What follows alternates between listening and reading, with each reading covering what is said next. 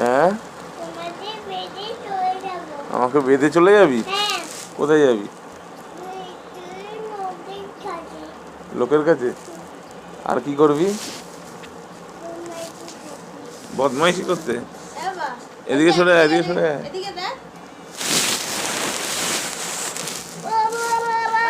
না, তুই কি বললি? নাকটা ফাটিয়ে দিবি? ওরে বাবারে, নাকটা ফাটিয়ে দিবি তুই?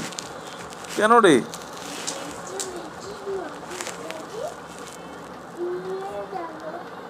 কোথায় যাবি?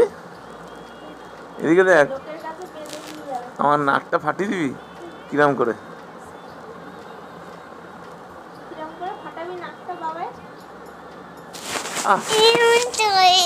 ওরে বাবারে, ওরে বাবা,